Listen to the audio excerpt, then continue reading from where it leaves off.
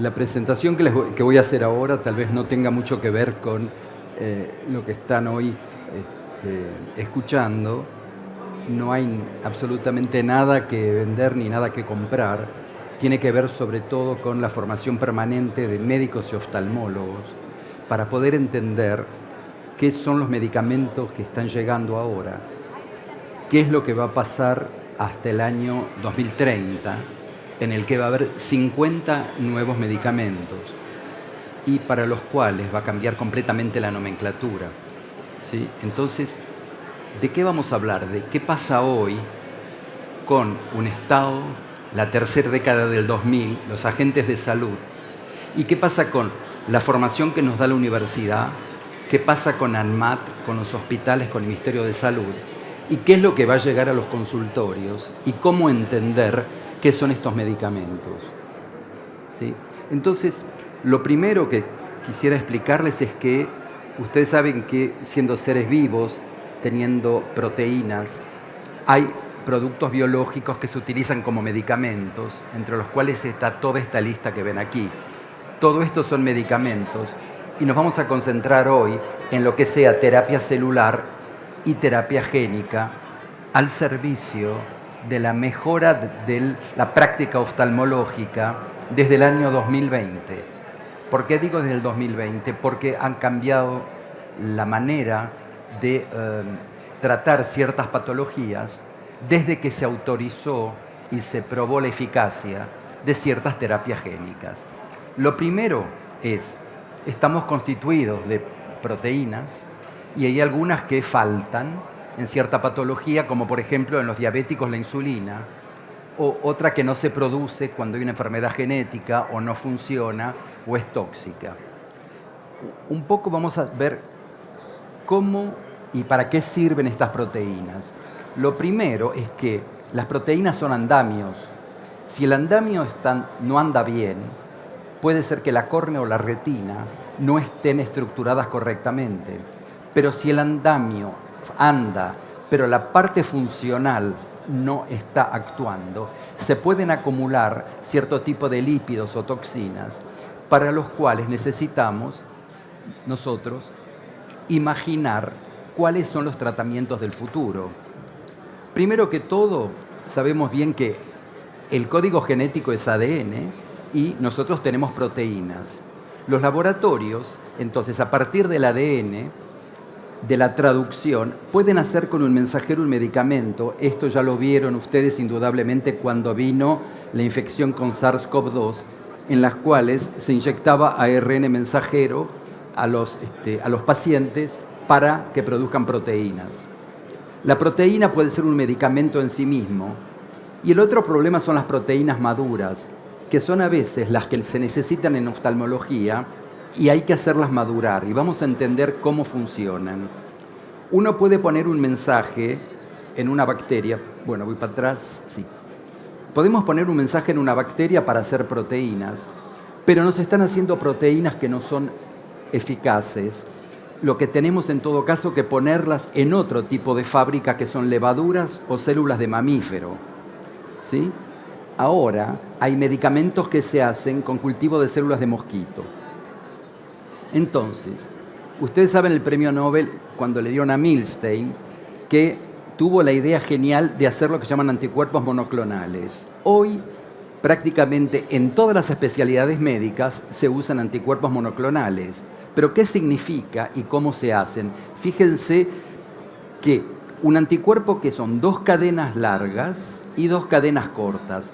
Por aquí se reconoce al antígeno. ¿Qué quiere decir? Que aquí dice reconoce a la polio, o reconoce un factor de la inflamación, o reconoce al SARS-CoV-2 o a la varicela. Y después tenemos toda esta parte que son cadenas que están codificadas en el ADN. Entonces, por aquí se reconoce al antígeno. ¿Qué es lo genial de la idea del anticuerpo monoclonal? Y fíjense qué interesante. El equipo de Milstein tomó ratones y los inoculó Por ejemplo, los inoculamos con el factor VEGF, ¿no es cierto? Que es uno de los los que producen o que están implicados en la proliferación vascular en el caso de degeneración macular ligada a la edad. Le damos este antígeno, el ratón va a reconocerlo como cuerpo extraño. ¿Qué va a hacer el ratón? Va a fabricar anticuerpos. Si tomamos el vaso de ese ratón y tomamos los linfocitos, esos linfocitos se van a morir, tienen un ciclo de vida corta. Pero si los mezclamos con un tumor, con mieloma de ratón, vamos a mezclar esta célula con esta, y lo genial de la idea es que se mezclan. ¿Y qué va a pasar? Una le va a dar la capacidad de hacer anticuerpos y otra le da la inmortalidad. Y van a venir de un solo clon. De ahí el concepto de anticuerpo monoclonal. O sea, es un clon de linfocitos B que tomaron del vaso, que lo mezclaron con un tumor, y ese tumor se puso a fabricar anticuerpos contra X, que, por ejemplo, herpes o varicela. Pero ¿qué pasa? Estos anticuerpos, ¿sí?, son de ratón. Entonces, nosotros podemos pensar que los efectos secundarios son importantes cuando estamos tratando. No podemos poner probablemente anticuerpos de ratón en la retina, no podemos poner en el vítreo. Hubo intentos de lo que se llamó humanizarlos, o sea, mantenemos la capacidad de reconocer el antígeno, pero la parte de atrás del anticuerpo es humano. Eso se puede hacer con mutagénesis dirigida y lo hacen los biotecnólogos. Y lo último que se ha hecho es directamente fabricar anticuerpos humanos. ¿Cómo podemos hacer anticuerpos humanos? Y esta es otra de las revoluciones de la farmacología que cambia completamente la idea de tratamiento oftalmológico. ¿Por qué? Porque fíjense, tenemos un anticuerpo de ratón y tenemos un anticuerpo quimérico. Ustedes ven, cuando tienen que administrar los que trabajan en uveitis, en retinitis, que tienen un anticuerpo que termina en Ximab, en Sumab o en Mumab. ¿Qué significa? Que los quiméricos ratón humano terminan en Ximab.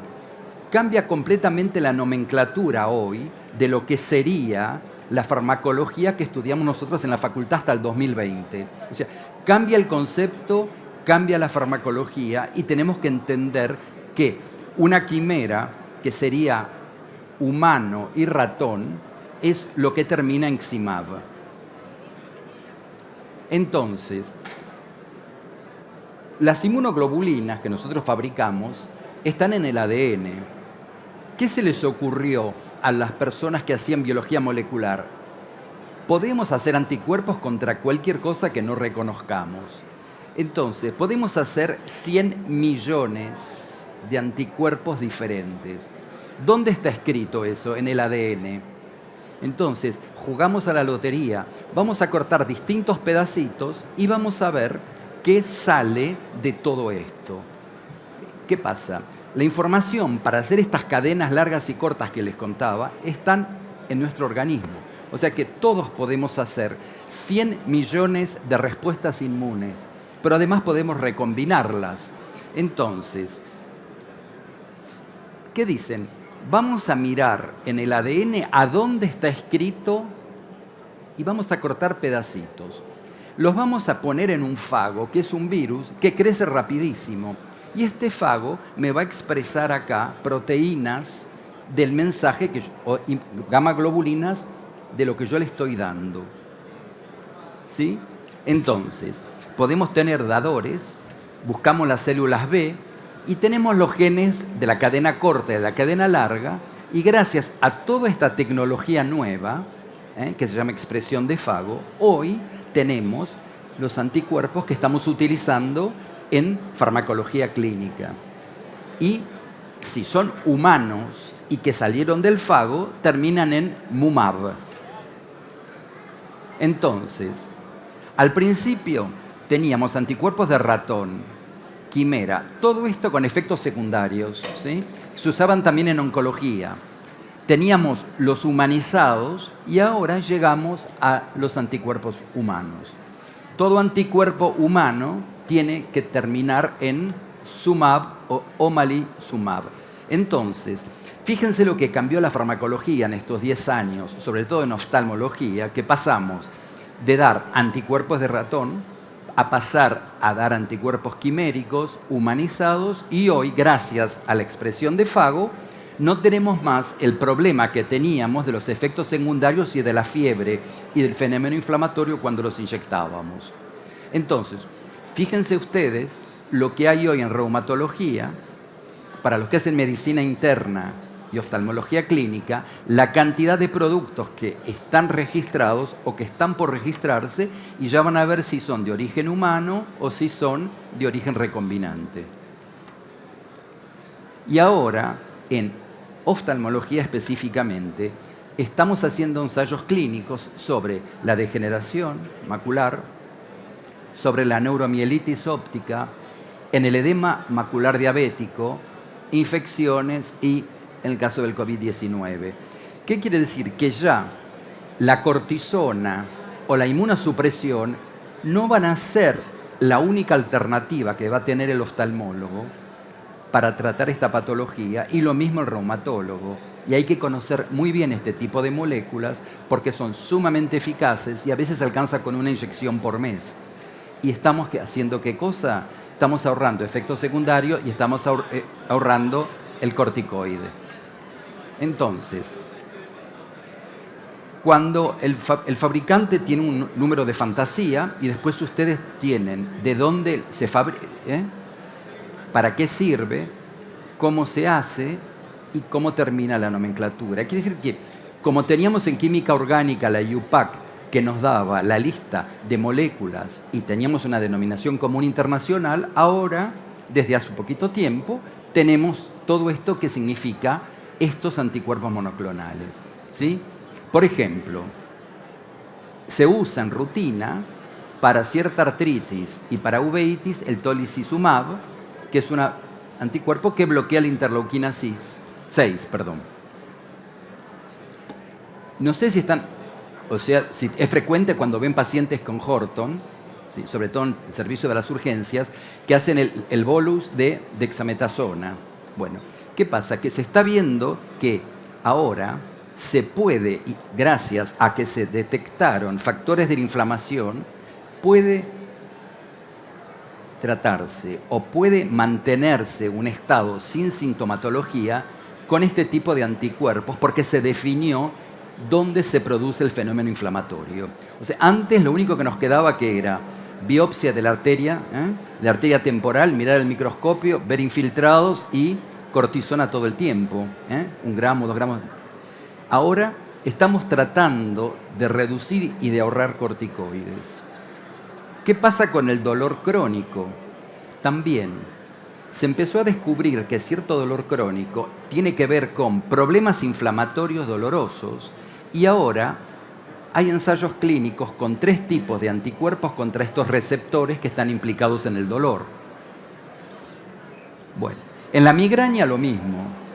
La migraña o la migraña oftálmica, ya corticoides o medicamentos antimigrañosos, estamos tratando de ver si con una inyección de un monoclonal que tenga un efecto antiinflamatorio contra cierto receptor de la migraña, nos evita la cortisona y nos evita todo este tipo de situación. La calcitonina. Entonces, ¿por qué? Porque hay ciertas moléculas y ciertos receptores implicados en la migraña oftálmica. Cuando uno los bloquea con el anticuerpo, desaparecen los síntomas. Estamos recién empezando a validarlo, pero ustedes ven que tenemos posibilidades interesantísimas de nuevos tratamientos. Ahora, ¿cómo funcionaría? Las Y que ven acá, que son las inmunoglobulinas, que son humanas. ¿Por qué? Porque las sacamos de un banco de datos, ¿sí? Estas inmunoglobulinas bloquean ciertos receptores del dolor y a partir de ahí el síntoma desaparece. O sea que es muy interesante ahora entender a qué nivel molecular pasa este dolor de ojos y dolor de cabeza intenso, ¿sí? Todo esto que estamos hablando tiene que ver con lo que sería la interleuquina 6. Y la neuromielitis, en este momento, hay ensayos clínicos en los cuales se está bajando la cantidad de cortisona y dando inyecciones de anticuerpos monoclonales. Pero la única alternativa de poder trabajar es que el oftalmólogo trabaje con el reumatólogo o con el internista, con el médico clínico, porque es muy difícil controlar todos los parámetros. Y bueno, ustedes ven que ya tenemos resultados de neuritis óptica tratadas con anticuerpos sin otro tipo de molécula.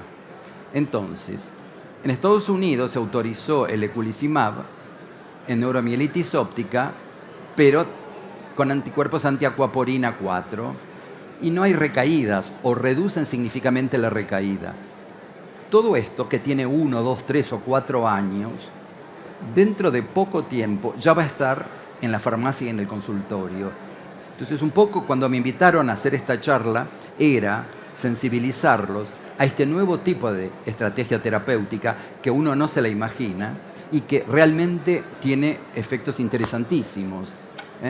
Por ejemplo, en problemas de autoinmunidad, en neuropatías desmielinizantes, también en este momento se está trabajando y probando la eficacia de ciertos monoclonales. Ahora, hasta acá estamos utilizando nosotros un anticuerpo contra algo. Pero ¿qué pasa si pasamos al nivel de la terapia génica? Bueno, ¿qué significa? Que una manera es tratar al paciente, otra es darle algo que le falta. Para darle algo que le falta, lo que podemos, por ejemplo, en el caso del diabético, de darle insulina, ¿cómo hacemos? Hacemos que la Escherichia coli no fabrique insulina. ¿Cómo lo hacemos? Compramos un plásmido, ¿sí? Le ponemos un mensaje adentro y nos va a fabricar la proteína. ¿Sí? Esto lo hacen los biotecnólogos. ¿Qué sería? Que ponemos el plásmido, nos va a dar un plásmido con ADN recombinado y después tenemos el medicamento. Esto que parecía tan fácil no sirvió. ¿Por qué? Porque hay proteínas que son más complicadas, que tienen azúcar pegado. ¿Y qué pasa? La bacteria, algo le falta. ¿Qué es? ¿Se acuerdan en biología de primer año el aparato de Golgi? Bueno, cuando la proteína sale del ribosoma, si no pasa por el Golgi, es activa en el caso de la insulina, pero no es activa en el caso de otras proteínas. Entonces, la proteína que se traduce tiene que madurar. Y bueno, ¿cómo hacemos para que madure? Metemos el mensaje, en vez de ponerlo en Escherichia coli, lo ponemos en una levadura o en una célula humana o de mosquito que puede hacer lo que sería el fenómeno post-traducción. Entonces, tenemos un disco duro que es el genoma humano, el ADN, y nosotros tenemos después el ribosoma, que sería la impresora. ¿Sí? Eso es un poco la idea. Entonces, tenemos el ADN, tenemos el gen de algo que nosotros queremos fabricar, ¿sí? Y lo ponemos y la bacteria no fabrica. La proteína puede ser simple, pero bien, cuando es una proteína complicada, no se puede, porque nos va a hacer una sola cadena. Y ahí viene algo interesante en oftalmología. ¿Por qué? Porque nosotros insertamos el mensaje y nos va a salir una sola cadena, que puede ser insulina. La insulina humana se hace en Escherichia coli sin problema, otras no. Entonces, el vector 1 entra en el plásmido y el ribosoma se transforma en una fábrica de proteínas. Eso es lo que nosotros queremos. ¿Sí? En la trombosis, ¿qué pasa cuando hay una trombosis? Fíjense, ¿se acuerdan de fármaco? Necesitamos una máquina que limpie. ¿Cómo se llama? La máquina que limpia es la plasmina. ¿Qué se inyecta en el infarto o en el ACV? Se inyecta algo que aumente la cantidad de plasmina para deshacer los coágulos. Y con esto se salva la vida. En oftalmología es exactamente lo mismo. O sea, tenemos la placa y queremos deshacerla. Entonces, fíjense ustedes, la plasmina aquí, que es una cadena que se va pegando, pero es una cadena simple.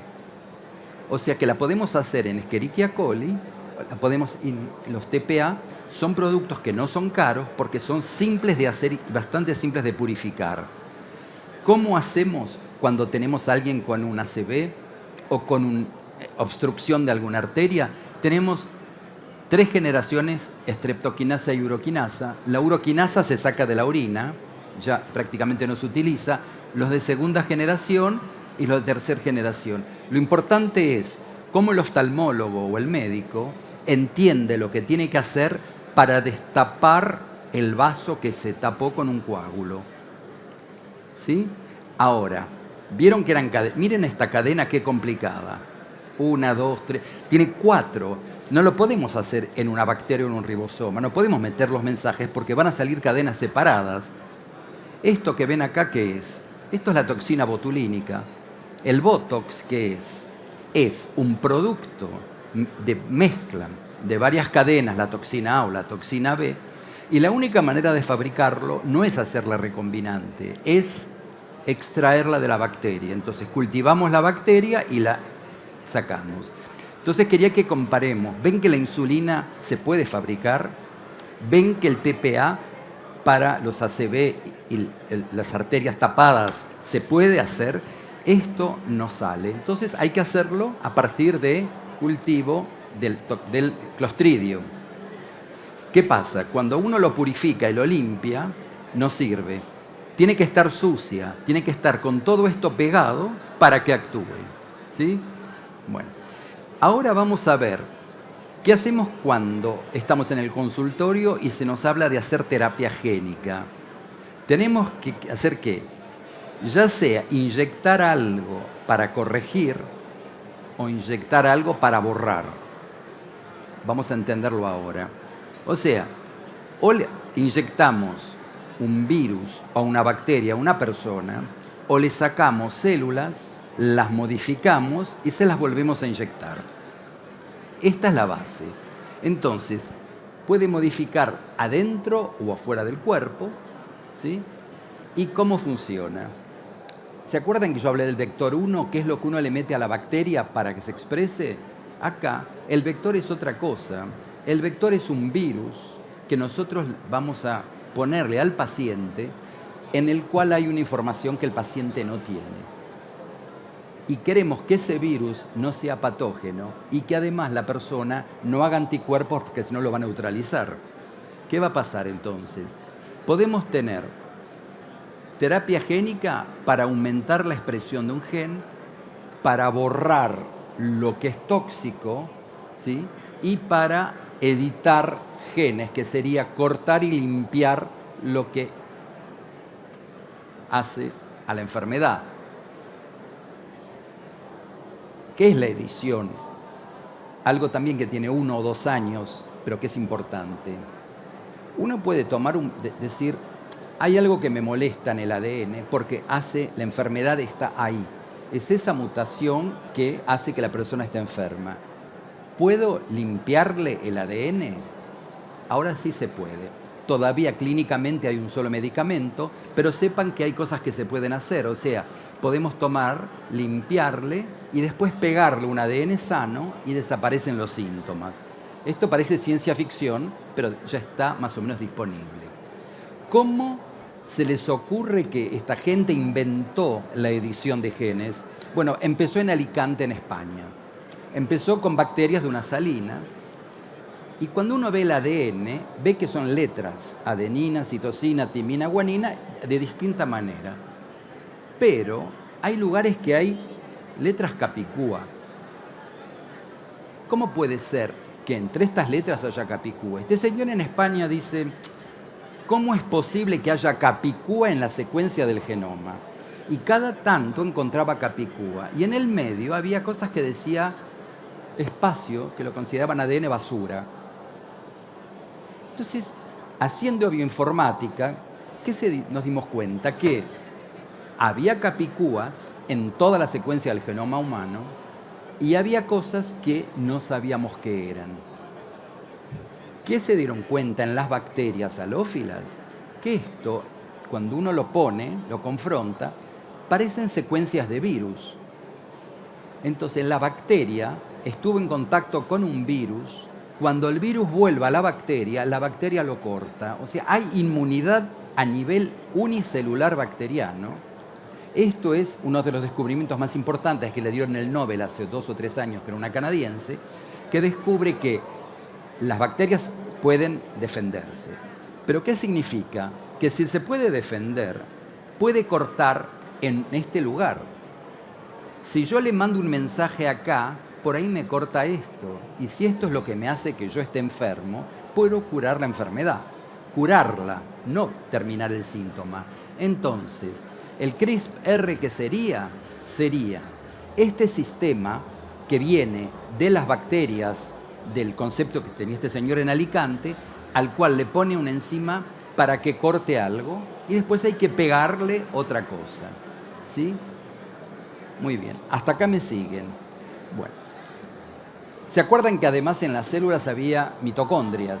Cuando uno hace estudios genéticos, ve que no todas las enfermedades tienen que ver con mutación en el genoma. ¿Qué se descubre? Que hay enfermedades que tienen que ver con mutación en la mitocondria, cosa que no se analizó. Entonces, ¿qué pasa? Para ir más rápido, la mitocondria se divide solita. La célula puede dividirse, pero la mitocondria es totalmente independiente. Hay mutaciones aquí, en este genoma, y son las que pueden producir patologías oftalmológicas. Fíjense la cantidad de genes que tenemos en el genoma mitocondrial. Falta que 1 o 2 muten y aparece la sintomatología. ¿Sí? Bueno. Los vectores que nosotros usamos para el paciente, para meter en retina y en córnea, generalmente son adenovirus asociados y se pueden poner en retina y se pueden poner en córnea. Estos vectores, ¿qué son? Son pedacitos de ADN, ¿sí?, en el cual le pusimos una información y estas partículas las vamos a inyectar. O sea, la nueva farmacología desde hace 3 años o 4 es inyectar un agente infeccioso que se replique una sola vez, que suelte la información que le falta al paciente. Otra alternativa es utilizar un derivado del HIV. Este derivado del HIV también puede transmitir información. Fíjense todos los ensayos clínicos que se están haciendo ahora con vectores virales. Es un poco para córnea, para retina. ¿Sí? Ahora, en la córnea se está estudiando la terapia génica poniendo genes, ¿para qué? Para la fibrosis corneal, para el problema del rechazo y para problemas de neovascularización. ¿Por qué? Porque si uno pone un gen que impide la fabricación del VEGF en ese lugar, la córnea no va a crear vasos. ¿Cómo lo podemos hacer? Poniendo esta información en nanopartículas, en virus, adenovirus asociado, en lentivirus o adenopuro. Entonces, se puede inyectar directamente en el estroma, en la camérula, en la subconjuntiva o en gotas. Esto está todavía en estudio, pero ya hay resultados. Y en glaucoma se está mostrando que hay posibilidades de poner pedacitos de ARN interferente y desaparece la sintomatología. En la retinosquiasis también hay 1 de cada 25.000 habitantes que tiene esta patología y la retina se separa en capas, la persona pierde la vista. En el síndrome de Usher y en retinitis pigmentosa, hay ya, habiéndose identificado qué gen está participando, podemos decir, bueno, si el gen está alterado, ponemos el gen que falta. Si el gen se expresa demasiado, ponemos un silenciador.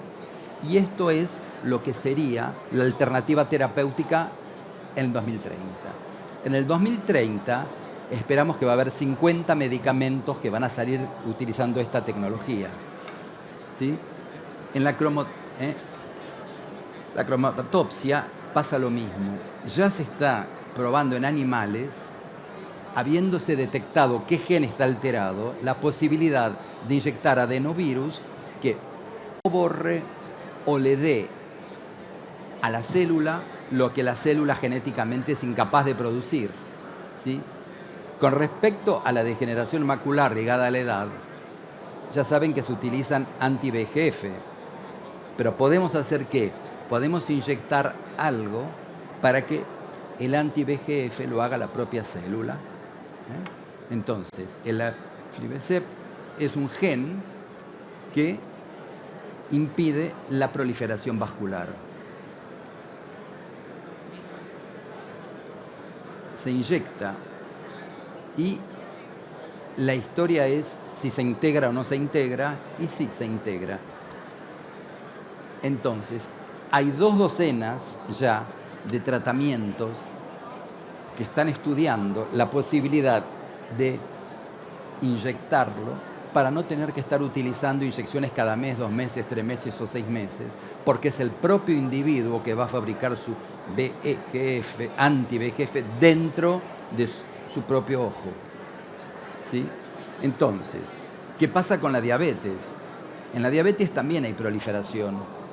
¿Sí? Entonces, hay vasos que crecen y si podemos meter un gen dentro del sitio donde proliferan los genes, estos vasos no van a crecer. Los estudios clínicos muestran ya que el gen se integra y estamos esperando ver qué pasa con los resultados clínicos. Entonces, fíjense, solamente para la degeneración macular ya hay 5 productos casi en fin de ensayo clínico. Para el Leber, que es mitocondrial, ¿cuál es el problema? Que la mitocondria tiene bastantes alternativas de tener mutaciones. Entonces hay distintos tipos de tratamientos y fíjense que se puede recuperar el mínimo 25% de la visión con una sola inyección de un adenovirus modificado. No es gran cosa, pero suben algunas líneas. ¿Sí?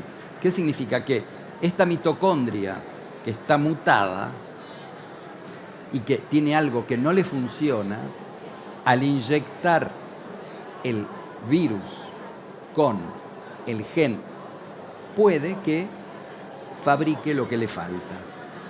¿Sí? En la enfermedad de Stargardt lo mismo, todavía la situación no está perfectamente, pero hay ya resultados bastante buenos. Cómo funciona es inyectando esto. El primer medicamento de terapia génica, Glivera, es para lipoproteína lipasa. Cuesta $1 millón, con lo cual éticamente es inmoral. ¿Por qué es inmoral? Porque no hay ningún sistema de salud pública o privada que lo compre. Y en eso estamos. En la distrofia retiniana, el tratamiento de la distrofia que está funcionando, lo quieren vender a $425.000 por ojo, lo que significa que tampoco se puede comprar. Y un poco lo que quería charlar con ustedes es, ¿de dónde salen estos precios?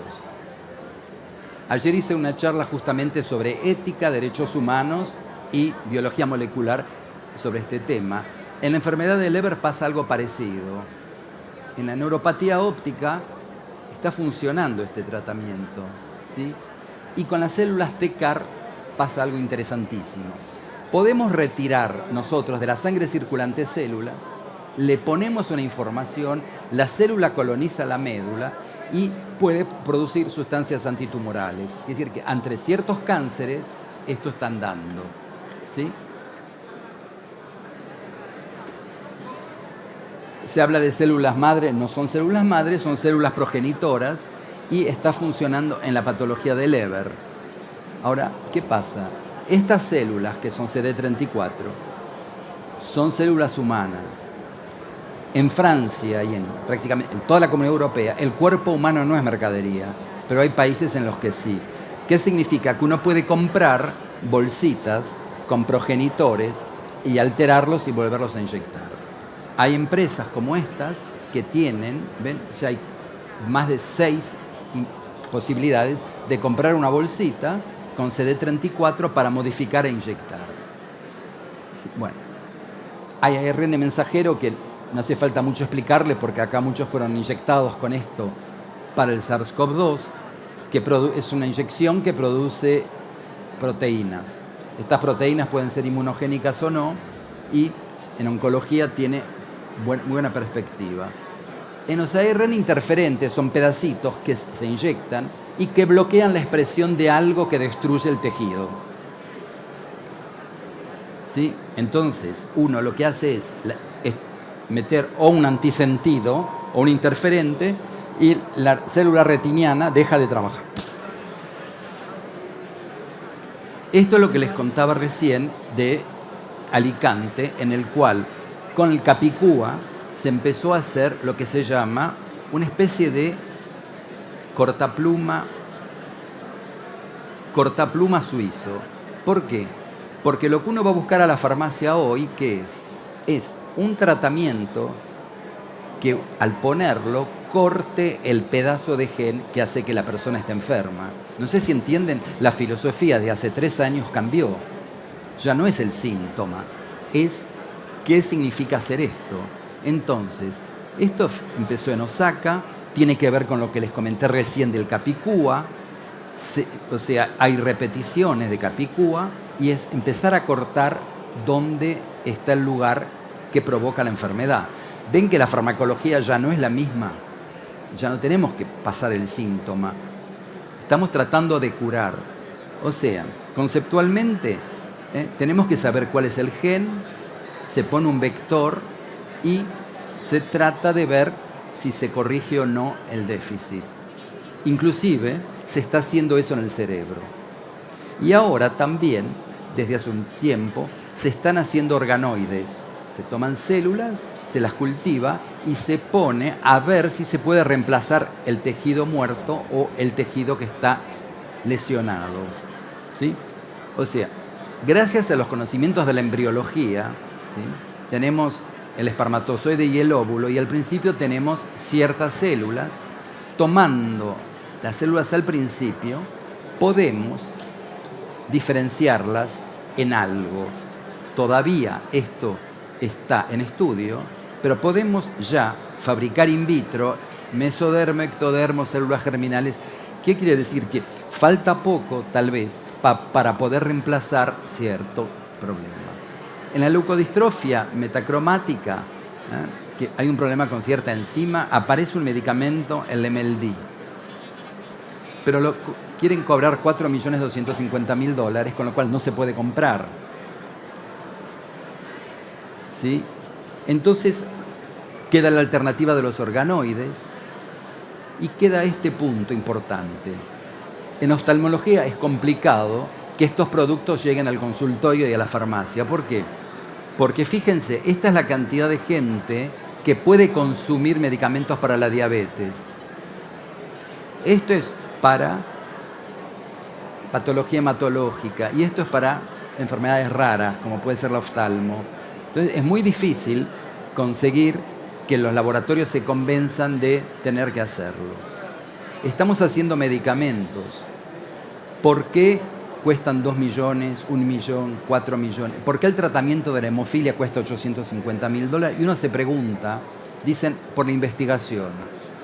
Pero la pregunta que yo dejo abierta es, ¿qué hizo el CNRS, el INSERM, el CONICET y los hospitales públicos durante 30 años?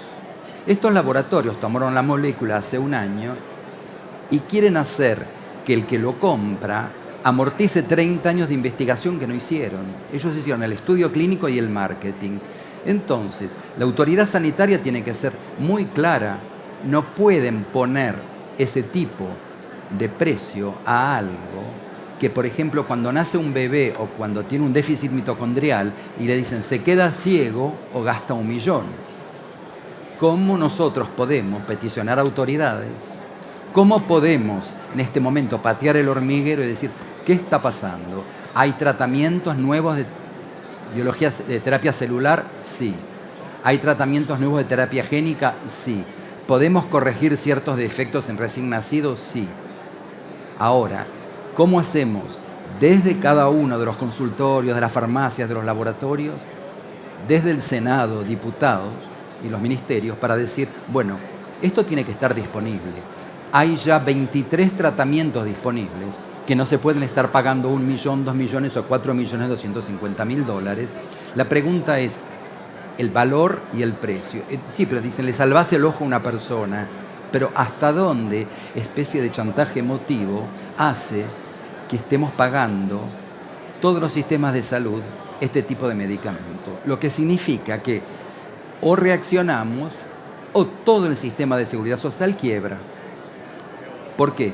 Porque cuando uno hace un proceso al Estado, el Estado le tiene que comprar. ¿A qué precio? Y ahí está el problema, ¿sí? O sea que ven que terapéuticas innovadoras tenemos muchas. Como les dije recién, en el 2030 va a haber 50 tratamientos nuevos. Estos tratamientos nuevos van a estar disponibles para el oftalmólogo, para el reumatólogo, para el médico clínico y el oncólogo. El problema es quién lo va a pagar y de dónde va a salir el dinero. El primer tratamiento CRISP está en 2.300.000.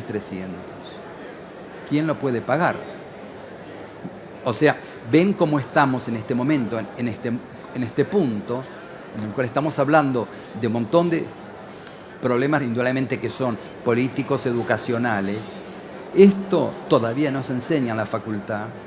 La farmacología quedó atrás, los trenes pasaron de largo. Tenemos que tratar que en la facultad todo esto se transmita, que los que están estudiando entiendan lo que son estos nuevos tratamientos, la nueva nomenclatura, y que los que ya estamos trabajando podamos defender el trabajo que hacemos y no decir hay un tratamiento pero no se lo puedo dar porque no lo va a poder pagar, pero tampoco lo va a poder pagar el Estado, ¿sí? Bueno, no sé si tienen alguna duda, lo hicimos rápido como para que... Sí, digan. Sí. Sí. Sí.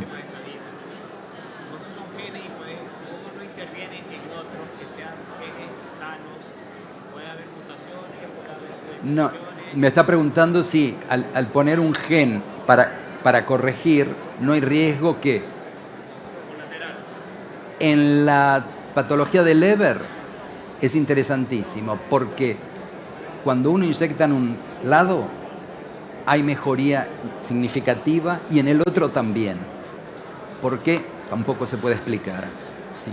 Ahora, ¿qué pasa? El riesgo no lo conocemos, pero mientras no se ponga en un sitio que frene la mitosis, no hay riesgo. Me imagino que lo habrán estudiado, ¿no? Ese es un punto, sí. ¿Y otra pregunta? No.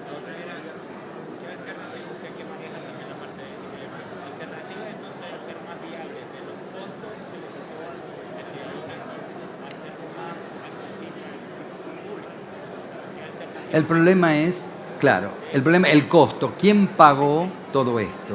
¿Quién lo pagó? 30 años de investigación del servicio público con los impuestos de la gente que va a trabajar, lo pagó el CONICET, por ejemplo, acá, el CNRS en Francia o el INSERM, lo pagaron las instituciones americanas. O sea, que el ADN, el ARN y el CRISP no vienen del laboratorio que le quiere cobrar 4 millones. Entonces, ¿cómo se calcula el precio de la terapia génica, de la terapia celular en este momento? Y justamente ese es el debate que tendríamos que tener y que tiene el gobierno y las autoridades sanitarias tienen que decir, bueno, a ver, justifíquenme. Nosotros en Francia decimos no se compra, por ahora no se usa y están disponibles. ¿Por qué? Porque no puede ser que se vacíe el presupuesto completo del Ministerio de Salud con medicamentos a este costo. Sí, dicen, pero hay uno cada 50.000 o uno cada 25.000 chicos. Hagamos la cuenta. Si uno de cada 20.000 lo necesita, aquí ¿cuánta gente lo va a necesitar? Sobre 40 millones de argentinos. Y todos los años van a nacer chicos. Entonces, hoy el problema ¿cuál es? Terminar de validar. Ya hay varias cosas que son validadas y que sirven. El otro problema es quién puede acceder y quién lo va a pagar. Pero entienden que la farmacología ya no es en oftalmología lo que aprendimos. Ya no hay beta bloqueantes. Hablábamos del anti-VEGF como una gran cosa. Ahora ya ni siquiera, porque ahora vamos a meter el gen para que el anti-VEGF se fabrique in situ, ¿sí? En la patología de Leber vamos a corregir la mitocondria. Bueno, todo esto hay que estudiarlo por ahí en la formación universitaria o posuniversitaria y después hacer que podamos disponer de estos medicamentos.